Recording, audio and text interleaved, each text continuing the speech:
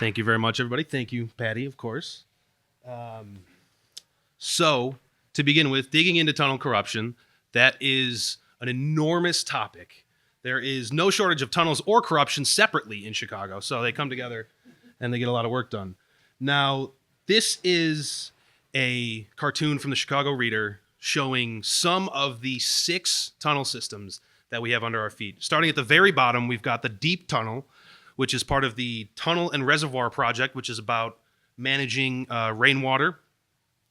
And that at the lowest point, it's 350 feet below. So it's deep into the bedrock under Chicago. And then the next up is the water tunnels, which if you've ever seen those buildings way out in Lake Michigan that look like boats that don't move, those are the water cribs. They're pumping water. They're pumping water, to a pipe that is all the way underground and goes into the Jardine filtration plant. We don't actually know where exactly those tunnels are or how deep they are because it's a closely guarded secret. It's not public. It's considered a security thing because it's the largest water filtration plant in the entire world. And then next up, we get our first of the 2 abandoned systems, which are the streetcar tunnels. Chicago kind of grew up around street-level streetcars that now are kind of stereotypically like San Francisco.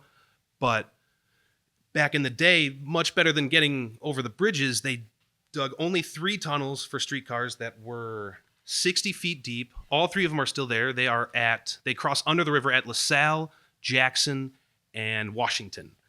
And then next up is the abandoned freight tunnels at 40 feet below. Then the CTA tunnels, anywhere between 20 and 60 feet. And then the pedway, which is basically right there under your feet. But we're going to focus on the abandoned freight tunnels, which are made famous by a certain event. I do want to take a poll before I start. Raise your hand if you know what I'm talking about. Raise your hand if you have no idea what I'm talking about at all. That's awesome. Oh my gosh. I was hoping we'd have a good showing. Okay, perfect. So this is going to be like a movie where half the audience has already read the book, essentially. So the freight tunnels were designed by George W. Jackson, and they were headed by a businessman named Albert G. Wheeler.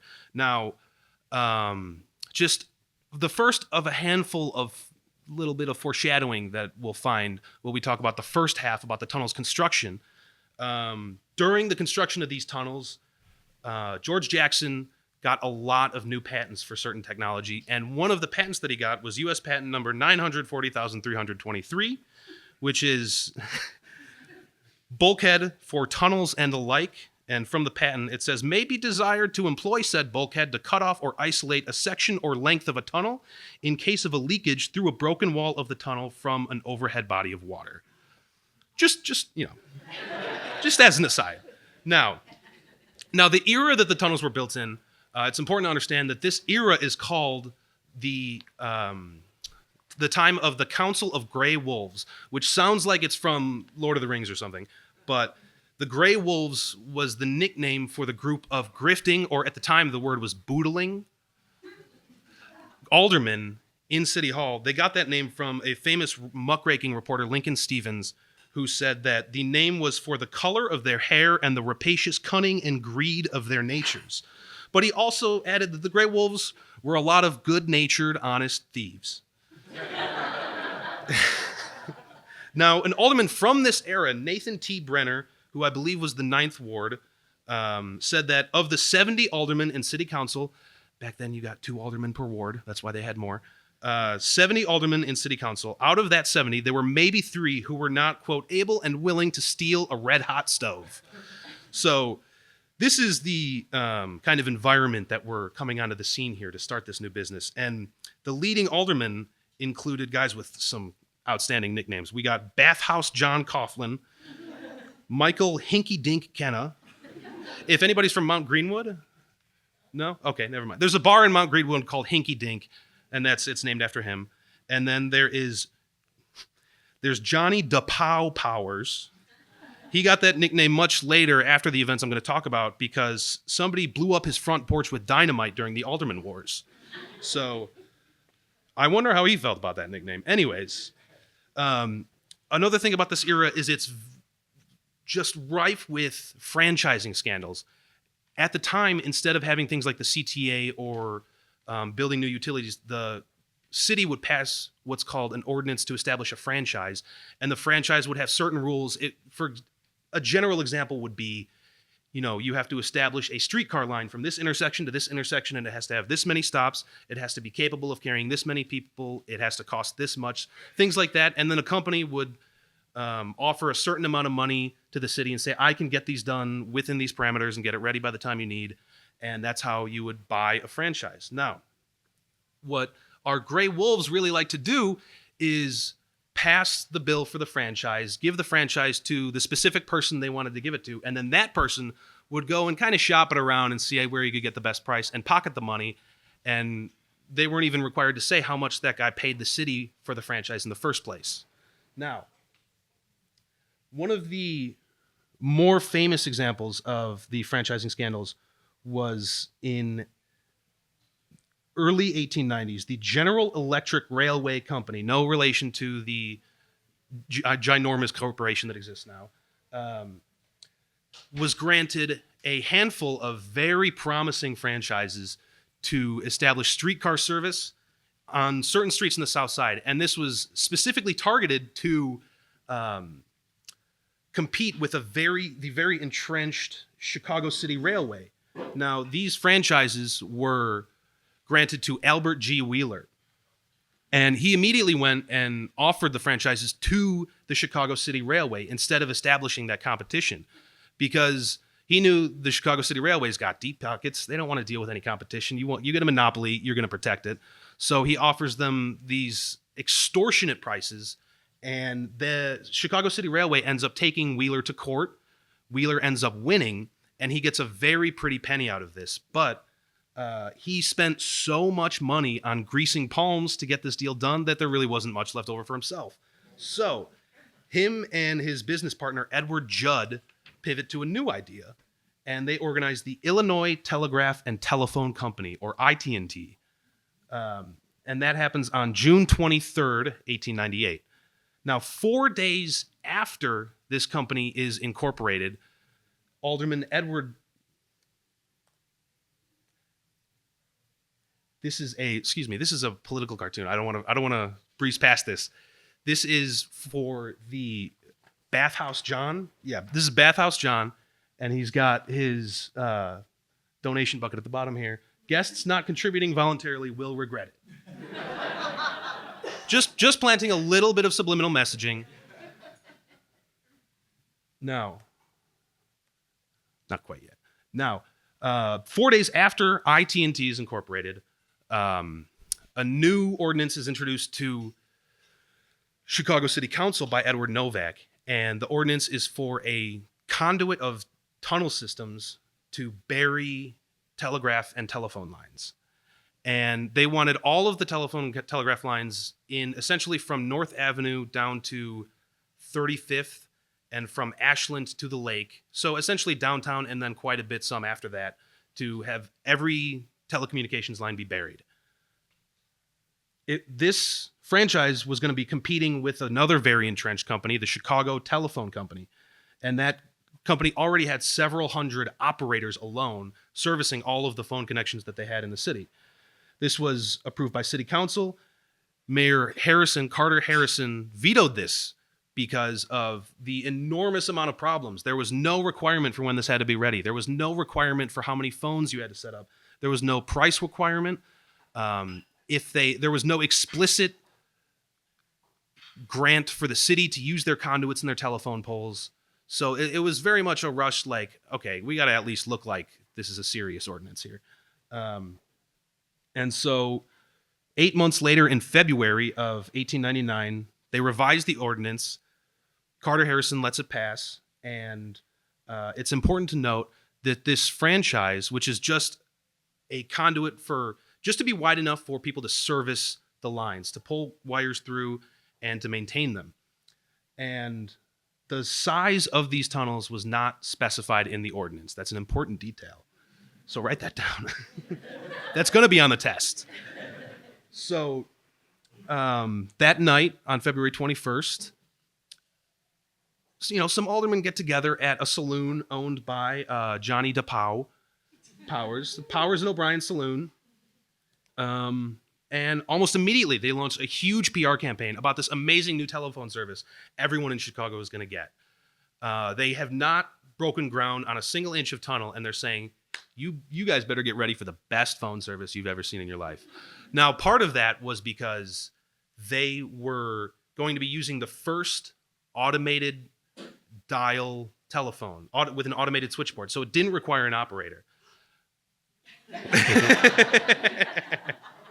And small aside, this telephone was invented by I forget his first name, Stroger, and the reason he invented it was because he owned a funeral service, and he was so mad at the switchboard operators in his city that he vowed it in the Sioux City paper. He vowed he was going to put every last one of them out of a job.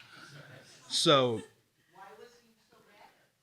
he was mad because that's right. We will hold questions to the end, but he was mad because he thought that they were so incompetent that they would take a long time to work the switchboard to get the business for the funeral home to his business. Now, there was only one other funeral home in the city, so if he doesn't get the call, the other guy's going to get that call.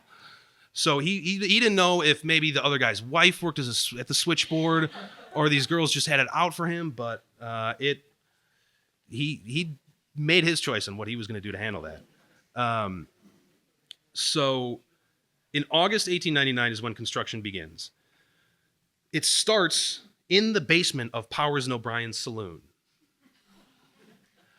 I don't think that's normal for even the time, but they set up a whole operation with conveyor belts to take the spoilage being the dirt and rubble that's excavated. Most of it was blue clay, which is the clay that makes up the Chicago Common brick.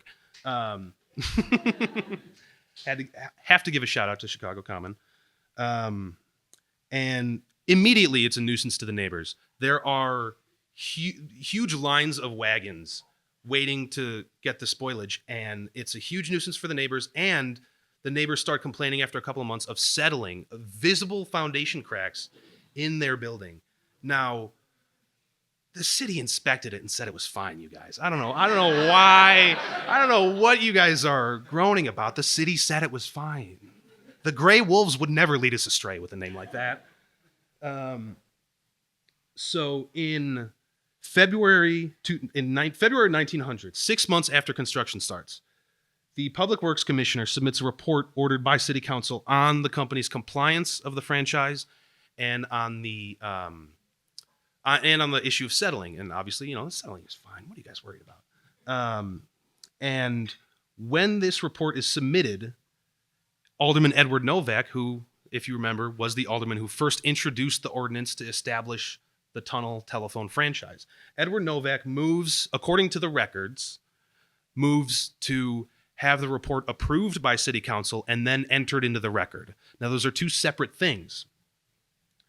But, everything goes fine. Obviously, everything's fine. There's nothing amiss. It's entered into the record. And then in September of 1900 is when the IT&T documents describing the business are changed. At first, it was, a long corporate charter just talking about all the stuff they're going to be able to do with telephones. They're going to sell them and make them and distribute them and connect accounts and everything you could want to do as a telephone company. But 1900, it's amended to include the delivery of packages, mail, and general merchandise. Now, you can't pull that through a little conduit that's just meant for servicing telephone wires, but, I'm not a businessman. I don't know. These are clearly trustworthy people. The work continues, and then February 9th, 1902, a newspaper reports for the first time that these tunnels are not being dug just for telephone lines. First of all, these tunnels are 7 feet tall by 7.5 feet tall by 6 feet across, which is definitely enough for a telephone cable. 2 weeks after that, Albert Wheeler himself writes an article in a rival newspaper declaring very clearly, look, guys, we're a telephone company. We're digging these conduits for telephone purposes. And, we amended the charter because later we're going to ask city council if it's okay if we do this stuff. We're going to ask permission before we do anything, obviously, because that's how you do things in Chicago. Now, in April 1902, they discovered that the company is digging what they were calling trunk tunnels. And these tunnels were 12 feet across by 14 feet high. Now, to be fair, only a couple hundred feet of these tunnels had been dug by the time this was discovered, but this was an enormous problem. This was a huge scandal. People were worried that there was just a land grab situation going on. Some people, and I'm sitting up here so I get to say what I personally think, is that they wanted to eventually just start routing regular freight rail traffic through these tunnels. Just keep expanding and expanding, and then finally, before anybody blinks, they've got control over a lot of the freight rail that comes through Chicago, and it's a lot. So the 7.5 feet by 6 feet tunnels are allowed to continue, but the city says there's no more of these enormous gymnasiums that you're building underground. And from a later report that wasn't written until 1905, referring to this moment, they said, the company proved to the satisfaction of city authorities that these dimensions, 7.5 feet by 6 feet, were necessary to provide sufficient space for stringing the wires and allowing room for a man to pass between them. It would seem that experience has shown a way to arrange these wires in a more compact form and thereby leave room for the passage of electric locomotives and freight cars. Now, I think I would struggle to arrange wires in a way in a 7.5 by 6 foot tunnel that you could not put these locomotives through, but, experience has shown. So this becomes, an enormous public scandal. And in 1903,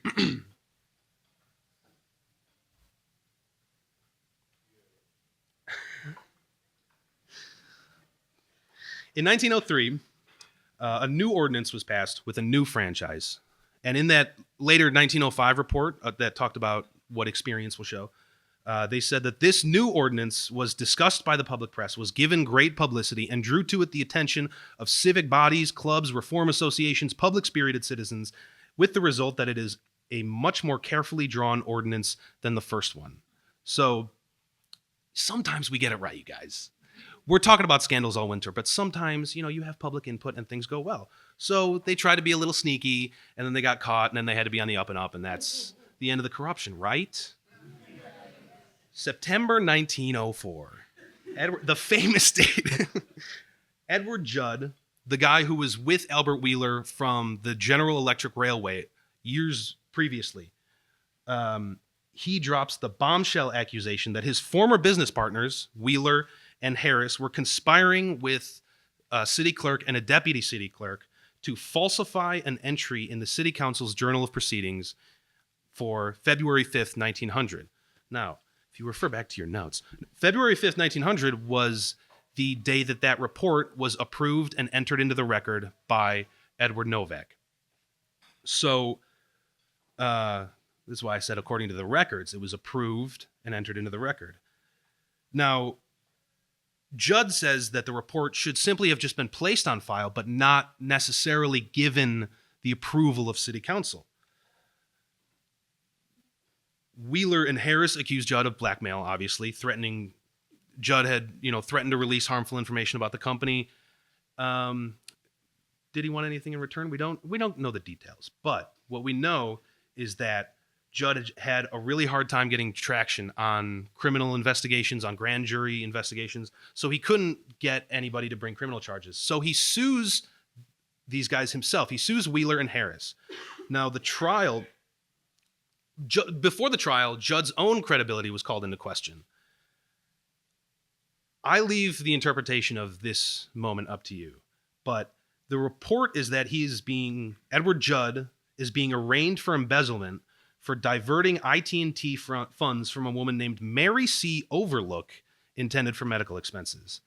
And the amount of money was $69, which in today's money is $2,600. So Mary C. Overlook is kind of it seems like the kind of name I would make up for this kind of thing. If I was going to say, look, this guy was embezzling money, I mean, it's like how Bernie Madoff was the pyramid scheme guy. His name is Madoff. Like, this is a little bit on the money here. So the trial in November 1904, there's only 3 witnesses for the defense. First is the reading clerk of city council at the time, Wyatt McGaffey. His testimony, he didn't really know anything about anything. He was useless. Now, James Higgins, who was the printer of council proceedings, the council would have their meeting, they would send the meeting minutes to James Higgins, and James Higgins would mass print hundreds of copies for distribution to, the large number of people that are going to want to know what happened at city council. But he gets 150 copies in, and he gets a phone call saying that there's a printing error, and it should not say just placed into the record. It should say that this report was approved and placed into the record. So he says, okay, it's an error. I got to fix it. He changes the minutes, makes the correction, and continues printing. And then finally, the third witness is our guy, Alderman Edward Novak. Edward Novak says he did not read the report, but he did move for its approval. And when they asked him, why did you move for the approval of a report you had not read? He said, I was asked. And that apparently was enough. The judge was satisfied, case was closed, and that's the end of it. Now, the Chicago Federation of Labor starts to get involved at this point. They are working with Judd and the state's attorney on their own investigation for 2 reasons. One is they're not using union labor to dig these tunnels, which in Chicago is not going to go over well, especially at this time in history. And once these tunnels were finished, they would be putting dues-paying Teamsters out of a job. Back when Teamsters were literal Teamsters. And so they were not a fan of these tunnels. The grand jury investigation, as a result of the Chicago Federation of Labor investigation, leads to a proper grand jury investigation in January of 1905. The result of that is Alderman Novak is charged with perjury. The city clerks were both, the CFL found that they were both given securities in exchange for their cooperation, securities in the tunnel company, bonds. And Edward Judd testifies on February 21st, 1899, which was the day after that revised franchise finally passed, when they had their party in Johnny DePauw's saloon. Judd testified that he personally delivered a sum of $110,000 to a group of 21 aldermen to be distributed as a result of the franchise. In modern money, that's $4.1 million. That's $195,000 per alderman. Now, Wheeler, Airhorn, Higgins, and Novak. Airhorn is the city clerk. Higgins was that reader who testified who didn't know anything about anything. Everybody's indicted for forgery, and Higgins and Novak get perjury added onto that. So June 19th, 1905, this criminal case goes to trial before the Honorable Judge Arthur Chet-Lane, whose integrity is beyond reproach. And with that integrity, he immediately quashed the indictments and ended the case.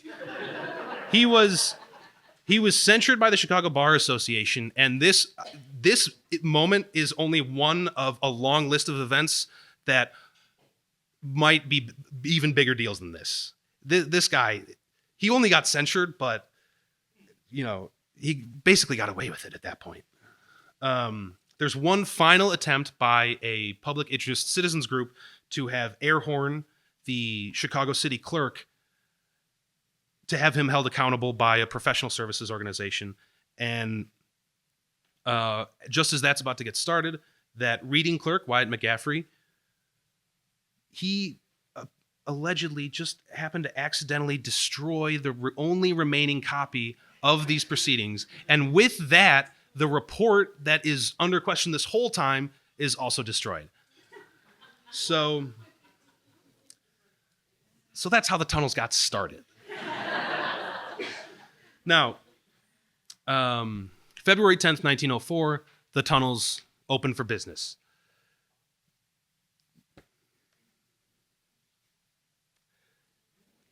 So this is, I'm doing this a little out of order. That's okay.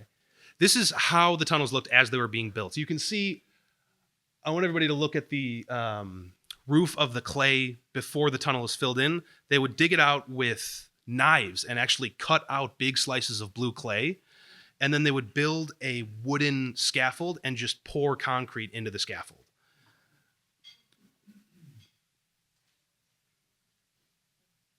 This is what they looked like in large scale.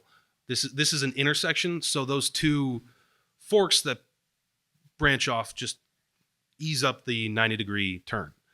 Now, February 10th, 1904, the Chicago Press Club and their guests hold a banquet with as many as 600 people in the tunnels. They have a whole fancy dinner to open these tunnels and develop their publicity. And now they did dress up the tunnels a little bit. They hung like some cloth and on the walls, you know, these concrete walls, they still had the wood grain of the scaffolding built into the walls. And the whole banquet table is single file. It goes for 2 blocks straight. At a nearby intersection of the tunnels, under the tunnels, is an orchestra playing live music that would just echo all the way through the tunnels. And with a 2-block long banquet table, only the small handful of people at the one end of the table could actually hear the speakers. Now, they did have those Stroger automatic telephones. They had those placed at every 30 feet on the banquet tables. And they also had, to make sure people could get their food quickly, they had 300 waiters because the kitchen was fully a half a block away. They had to walk through a half a block of tunnels, 300 people, with every single course of every meal.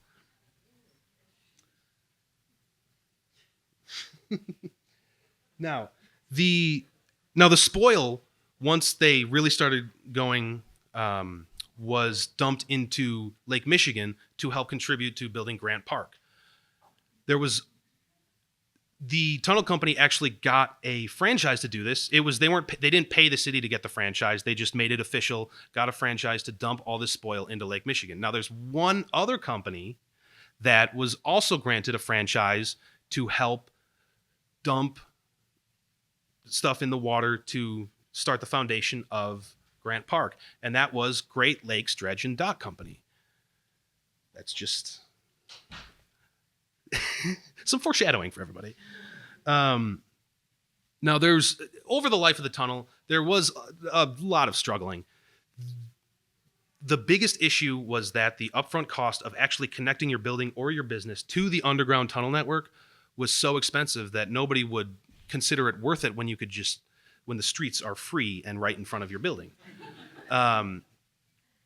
There was also a lot of issues. The issues about settling were eventually investigated properly. And they found that the main parts of the tunnels were dug very well. They were dug under air pressure in order to make sure that there was no toxic gas buildup and to help support the tunnels as the scaffolding and the concrete was being built. But when they dug connections into buildings and were actually crossing through the foundations of these buildings, they did not use air pressure. And that caused very serious settling in a lot of buildings in the city. But if you read one of their brochures, see, Albert G. Wheeler was a hustler, okay? He was a publicist. He knew that his business needed to get the publicity. And when it's underground, you don't get publicity. So he had to make sure everybody knew what was going on 40 feet under the ground. So he releases a pamphlet that kind of goes over how the freight is handled and has a lot of pictures and look at how amazing this business is. Everything we do is so perfect and safe and amazing. And also, by the way we dig tunnels doesn't cause any settling. It's never been proven, and it doesn't happen. Just so everybody knows, just so it's clear. Now,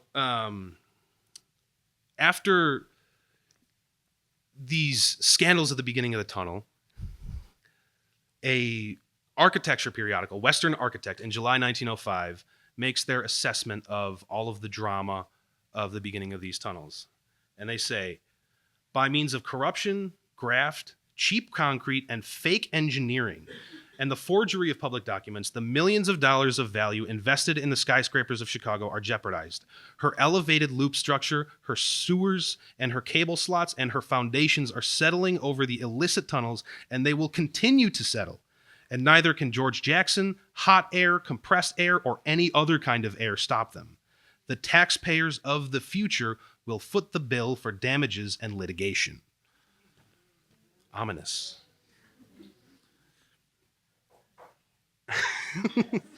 Now, in 1937, they go through their first major strike. The workers are organized under what is now the Amalgamated Transit Union, which is the union that the CTA employees are organized under. But they went on strike because the company was laying off 35 of the electric train car drivers. And the union's position was that the reason they were doing this was because at their freight terminals, they were diverting freight to motorized trucks to travel to the destination on the street. Because they also owned a truck company. Now, why would the freight tunnel company do that? Because the franchise they had with the city stated that they would only pay the city percentages of profits on freight that actually goes through the tunnels. So while they're releasing all of this marketing material that says, look at, we're such a great company. Imagine if there were 5,000 more wagons in the city every day and the horses were pooping all over the streets and all these, Teamsters are yelling at each other. We're taking this traffic off the streets, except they are not. The strike lasted for a couple of months and ultimately the union won and the 35 guys were hired back.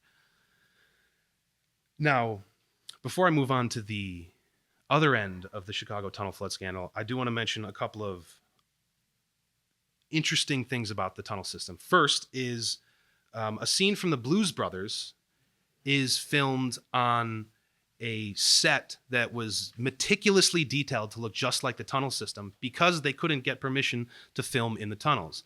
If you guys remember the scene where, spoiler alert, John Belushi's ex-fiancée shows up and is blasting it through the tunnels with the M16. Carrie Fisher. Those tunnels, that's what the inside of the freight tunnels looked like. It was meticulously detailed. They tried very hard to get the permission, but the city said absolutely not. They also had a pneumatic tube system. So, keep forgetting I have this water right here for you. The City News had a pneumatic tube system that went from City Hall through the freight tunnels into the newsrooms of various member newspaper organizations. They would write down anything important that happened that day at City Hall, they'd put it in the pneumatic tube, and it would get dropped right into the newsroom of any newspapers that paid to be a member of the system. And that was active all the way up until the 70s, which is actually beyond when the freight tunnel system was closed down in 1959. Now, in 1959, the tunnels are closed down, turned over to the city formally. The next significant thing that happens after that is in 1987, the freight tunnel inspector job is eliminated by the Harold Washington administration. Exactly. Now, so in 1991, fast forwarding all the way to 1991, Great Lakes Dredge and Dock Company is replacing wooden pilings at several bridge houses along on the Chicago River. It's hard to picture if you've never actually given them any thought before, but if you walk past them, you'll know them immediately. Those big bundles of wood that are sticking straight out of the water, it's like a bundle of telephone poles. They're right by all the bridge houses to prevent wayward boats from crashing into the expensive machinery that moves those bridges. Now, at the Kinsey Street Bridge, which is famous for another Chicago scandal, but we don't need to talk about the Dave Matthews Band incident.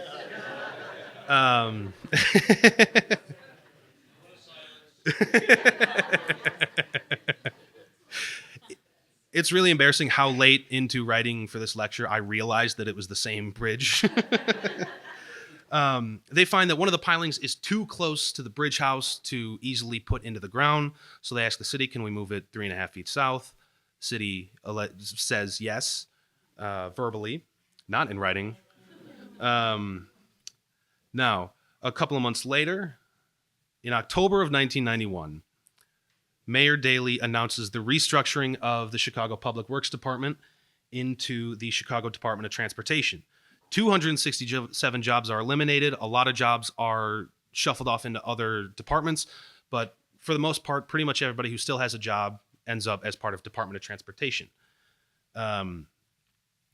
Daley says at his speech announcing this restructuring, he says, lines of authority are unclear. Most importantly, there will be no more finger pointing. Now, the change goes into effect January 1st, 1992. In December of 1991, the month before this goes into effect, Alderman Helen Schiller says that she has spoken with several people in the Department of Public Works who said they know they're still going to have a job in January, but they don't know who their boss is going to be. The acting commissioner of the Public Works Department is John LaPlante, who is a lifelong traffic engineer, always been a bureaucrat, never very political, keeps his head down, and he remains acting commissioner of the Department of Transportation. Now, LaPlante is very relieved that the jurisdiction of the tunnels is going to be moved into the Department of General Services, because he's a civil engineer, but he's a traffic guy. He doesn't know about underground structures and that kind of thing. So this is great for him. He, confirms in writing with the commissioner of General Services, hey, tunnels are your problem now, not my problem. That's not a direct quote. Tunnels are your problem now. Now, in January of 1992, 2 weeks after this goes into effect, January 14th, a cable company worker, the tunnels are still used for some cable lines and telecoms lines, he notices a small leak in one of the tunnels. This happens to be the tunnel under the Kinsey Street Bridge, but it's a very small leak, and he takes a video, which I just want to remind everyone, this is 1992. He couldn't just pull out his phone. He had to go back, get a video camera, come back down, take the video, make sure the cassette he had in was blank, very involved. So he takes the video, and he's not a city employee. He tries to contact a counterpart at the Department of, the Department of General Services. His counterpart is James McTeague. He's kind of the point of contact for everything in the Chicago tunnels. Now, when he calls City Hall, the operator is not able to find the new phone number for James McTeague because everything got reorganized. McTeague was formerly in Public Works. Now he's in General Services. Nobody knows what's going on. I call back again later, okay? So he isn't super persistent, but eventually he does try again. And on March 13th, fully 2 months after this video is taken, he gets in contact with this James McTeague. McTeague goes into the tunnels. He notes the condition of the leak. He records it in an engineering diary. He records that he notified his supervisor about the problem. That supervisor later says that he relayed this news to the Commissioner of General Services in passing.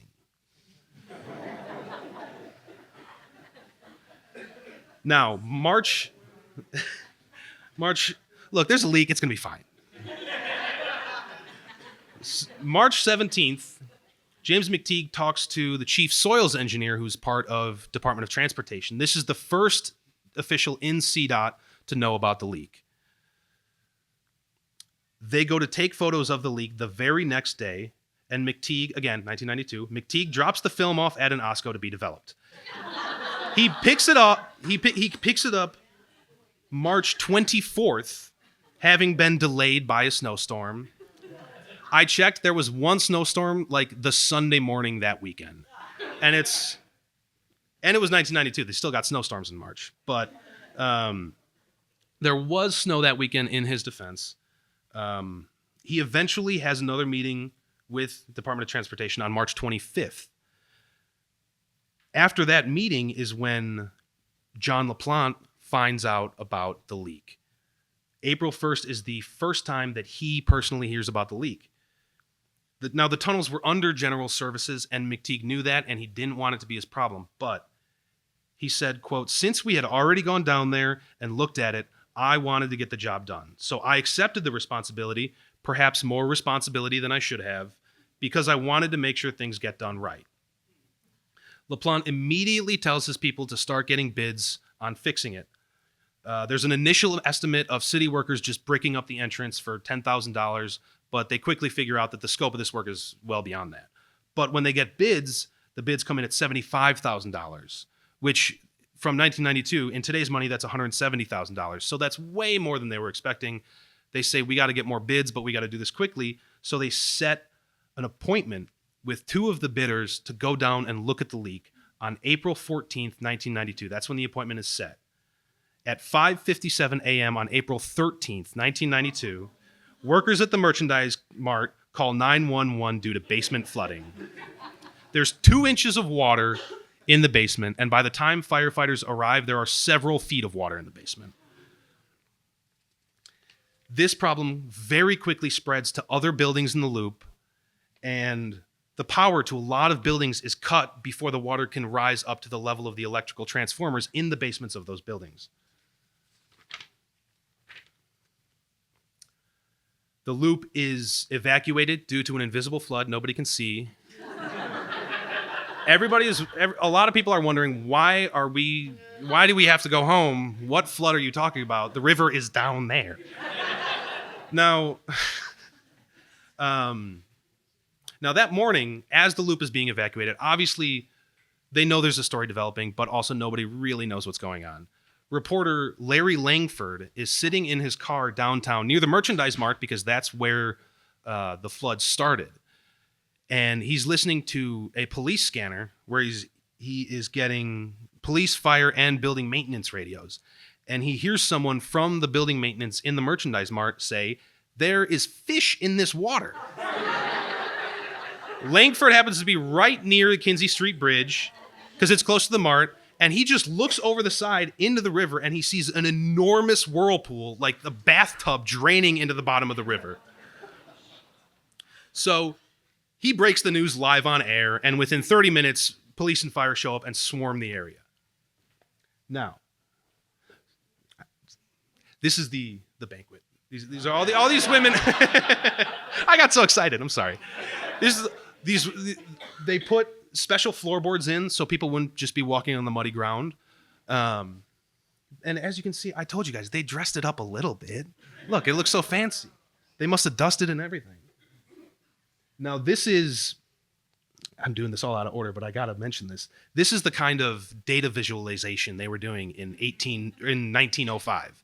This is just supposed to be, every straight line is a trip on this chart that a wagon would have taken over the street if the freight tunnels did not exist. And this chart is every wagon trip that was taken over the streets in reality. So really, all you're supposed to learn from this photo is this looks like there's way less insane chaos going on in this one. So they also would take spoilage from construction sites and just dump them into a hole that goes straight into the tunnel system. And then they would take that and dump it into Grant Park. Now, so Larry Langford notices the bathtub draining, and by noon the next day, John LaPlante is asked for his resignation. And the resignation is announced before he finishes writing his resignation letter. He said, a couple of months later, he said, "I'm not comfortable being depicted as a sacrificial lamb. It's part of the job. When the team is losing, you fire the manager." 7 other city employees are fired, including James McTeague. But McTeague did win a lawsuit for wrongful termination in 1998. Now, thanks to the reorganization, there was no finger pointing. But Daley did say, individuals failed, not the city. Now, This is, for those who remember the flood, this is, of course, Mayor Daley, and this is the flood stud, John Kenny. The flood stud was the nickname that John Kenny was given. He was the project manager for a lot of huge engineering projects in the city, including working on the deep tunnel. So Daley called him up and said, I want to put you in charge of this, and I need you to fix this for me. And Kenny said, I got to be able to do whatever I want. And Daley said, okay. So now Kenny becomes the flood stud. Now, the leak is finally sealed April 19th. About a week after the leak really got going in earnest. And it takes until May 21st that all of the water is pumped out. Now, remember that patent I mentioned that George Jackson got for a bulkhead door? That patent is here on the left. You can see these anchors would extend out from the bulkhead and be anchored into the 2-foot thick concrete wall in the tunnel. And they have this very thick steel door. These are the bulkheads they actually had at the time of the flood. Not quite as impressive, I think. Now, I have to give a shout out to my mom here. The reason I know so much about the flood is because I grew up hearing almost daily about how one of the ways that we tried to plug the leak was to dump a bunch of mattresses in it. This is a barge. This was actually John Kenny's idea. This is a barge that is full of mattresses. And I would like to point out, this is actually a screen grab from a live news broadcast. And the anchor, I think she's so blown away. She thinks that these are not mattresses. So she says, I think those are concrete mattresses down there. Because of course they're not real mattresses. At the very last second, this is like spitting distance from the leak itself. If the camera zooms out, you'd be able to see the whirlpool. And at the very last second, they actually did decide not to throw the mattresses in. But that didn't prevent the entire rest of the country from saying, oh my God, Chicago tried to plug a leak with a bunch of mattresses.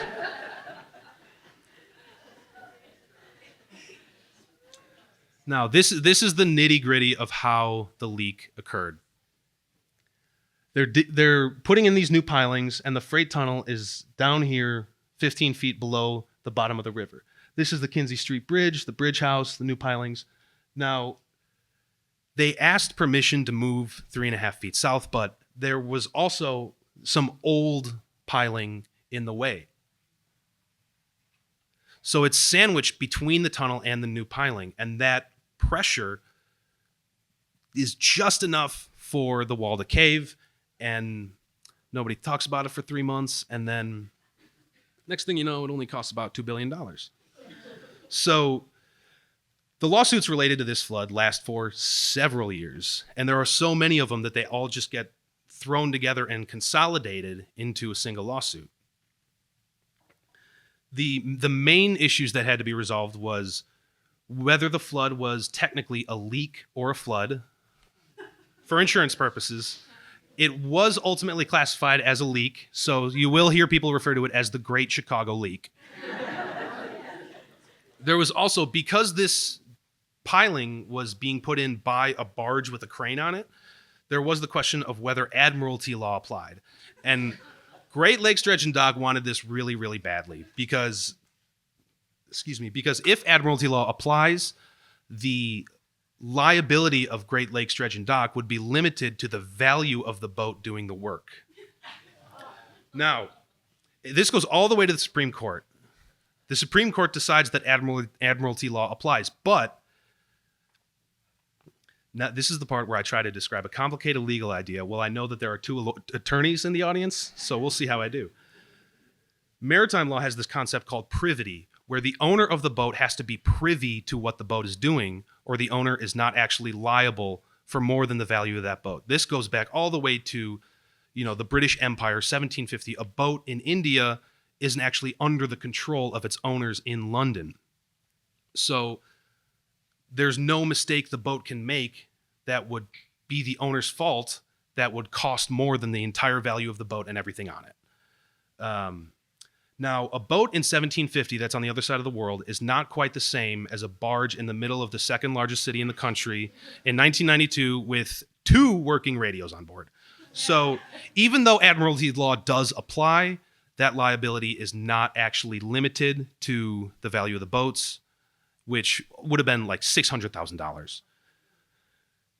Now, the ultimate cost of cleanup for everybody altogether was $2 billion. The city settled out of court for $36 million because Great Lakes Dredge and Dock believed that it was the city's responsibility to say, hey, you can't put that there, there's tunnels.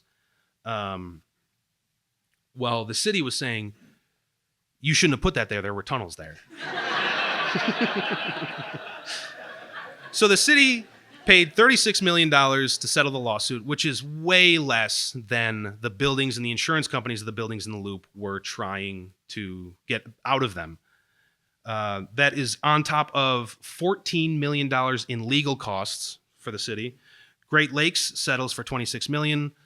As part of any big settlement like this, they don't, nobody admits any fault, obviously, because why would you, right? And I want to close with one last thing about John LaPlante. My personal feelings is that he was a victim of his own initiative. If he had said, there's a leak in the tunnels, this is General Services problem, I've told you about the problem, that these are your responsibility. If he just left it at that, then there's no real justification for firing John LaPlante instead of the guy who was in charge of General Services. But because LaPlante took the initiative on himself and made it his problem, then it really became his problem. So it's like he said, there's certainly an argument that other city workers could have been more at fault than LaPlante, but when you have a problem this big, the public expects the blood of someone from high up. So because LaPlante took it on his own initiative, Mayor Daley said, well, acting commissioner is the guy and he's got to go. But after he was fired in 1992, he spent a couple of decades as a traffic consultant and retired in 2015. In 2020, he was awarded the Theodore M. Mattson Memorial Award from the Institute of Transportation Engineers. He got a Lifetime Achievement Award from the Association of Pedestrian and Bicycle Professionals. If anybody's a big biker in the city, John LaPlante was the first big champion of bike lanes in the city. And I wanted to close with that because despite all of the encouraging things we've heard today, I think it's always good to remember that even when all of these things are going on and there's all of this chaos, there still will always be people who are bureaucrats and who are good at their job and consummate professionals and just trying to make stuff happen.